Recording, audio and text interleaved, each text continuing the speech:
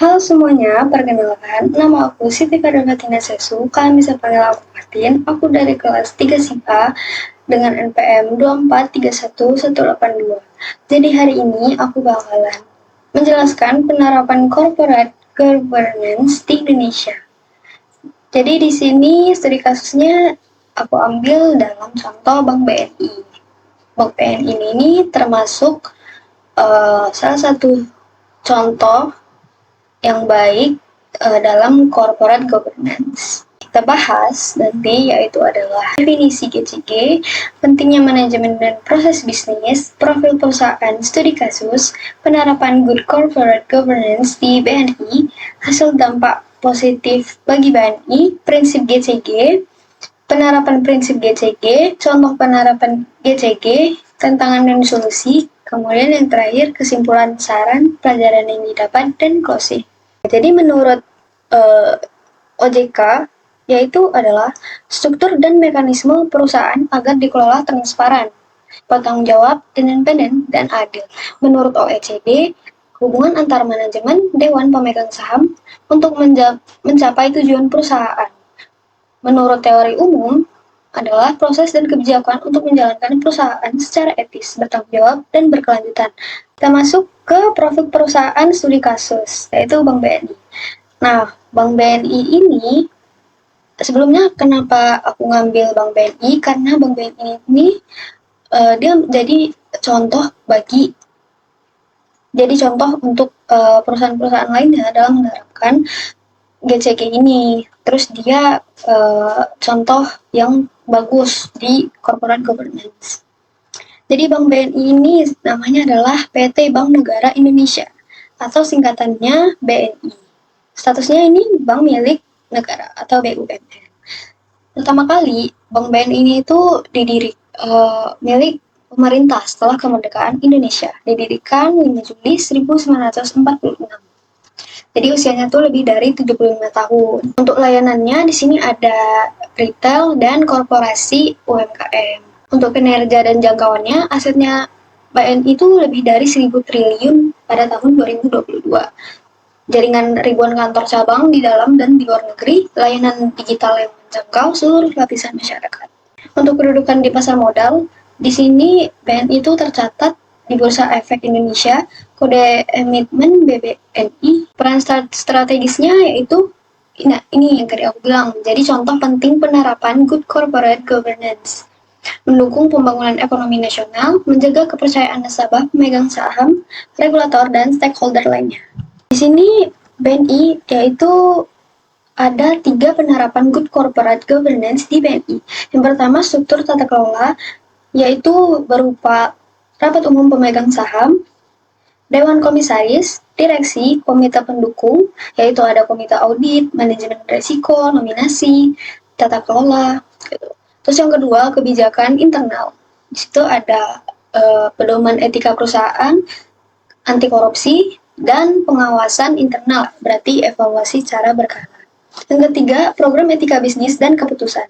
Di sini ada whistleblowing system untuk pelaporan pelanggaran, pelatihan etika bisnis dan kepatuhan regulasi OJK atau BI, terus laporan keberlanjutan, mencakup aspek lingkungan, sosial, dan tata kelola.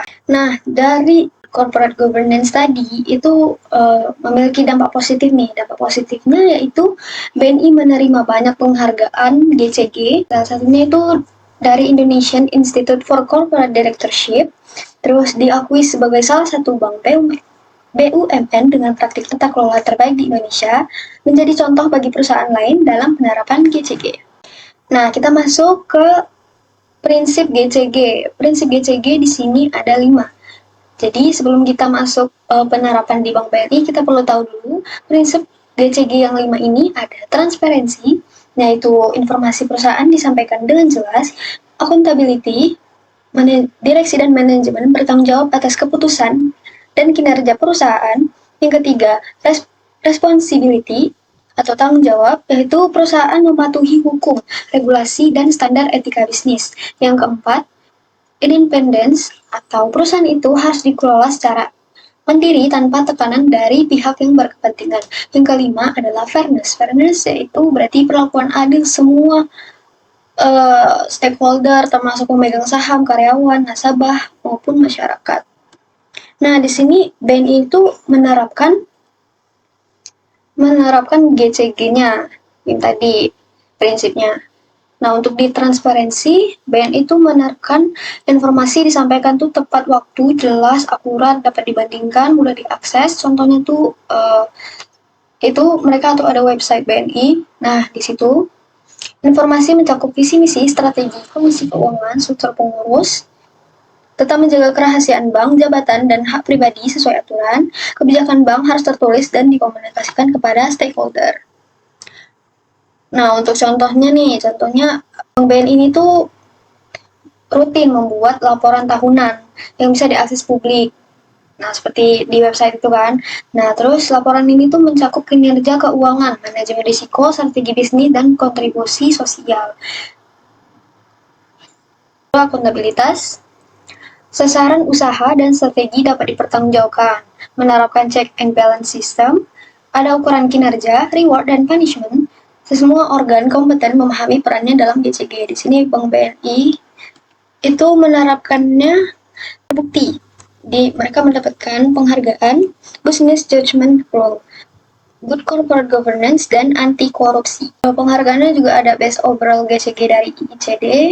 BNI memiliki struktur organisasi yang jelas, RUPS, Dewan Komisaris, Direksi, hingga Komite Audit. Yang ketiga yaitu adalah responsibility, yaitu patuh peraturan, prinsip kehati-hatian, berperan sebagai good corporate citizen, peduli lingkungan, melakukan tanggung jawab. Contohnya nih, Bank BNI itu menerapkannya yaitu Go Green, itu mendukung keberlanjutan lingkungan tuh.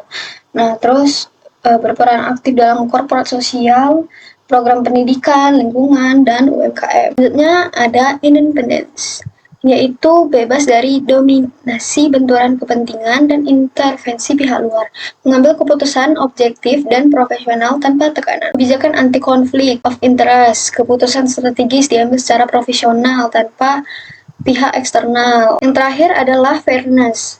Fairness di sini adalah perlakuan setara kepada semua stakeholder, memberi kesempatan, masukan, pendapat, dan akses informasi sesuai prinsip keterbukaan. Penerapannya yaitu membuka ruang bagi stakeholder, memberi masukan, memberi perlakuan setara pada semua pemegang saham, menyalurkan kredit usaha rakyat dengan bunga yang rendah untuk UMKM. Nah, di sini tuh ada tantangan dan solusi dari penerapan GCG di BNI. Yang pertama kita akan masuk ke tantangan. Di sini ada 4 tantangan, yaitu konflik kepentingan, budaya kerja yang kompleks, persaingan industri perbankan, dan kepatuhan regulasi yang dinamis. Solusinya apa? Di sini solusinya yang pertama adalah penguatan sistem kontrol internal, pelatihan etika dan kepatuhan, digitalisasi proses, dan yang terakhir adalah whistleblowing system. Nah, kesimpulan dari studi kasus Good Corporate Governance ini, yaitu BNI termasuk contoh keberhasilan penerapan GCG di Indonesia. 4 prinsipnya yang tadi sudah dijelaskan itu dijalankan dengan baik. Reputasi BNI meningkat, terbukti dari banyaknya penghargaan yang didapati oleh BNI. Penerapan GCG memperkuat kepercayaan publik dan kinerja keuangan. Terus tantangannya risiko fraud internal, adaptasi regulasi, tuntunan transparansi.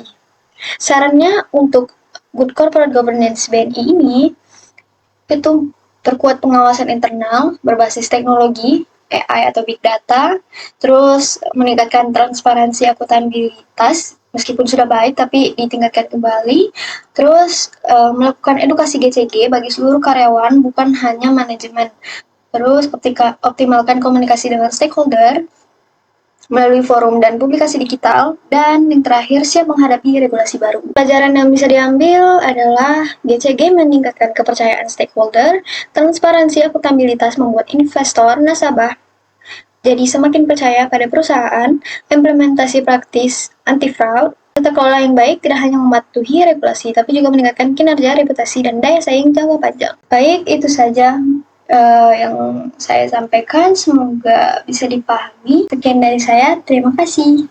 Sampai jumpa, bye-bye.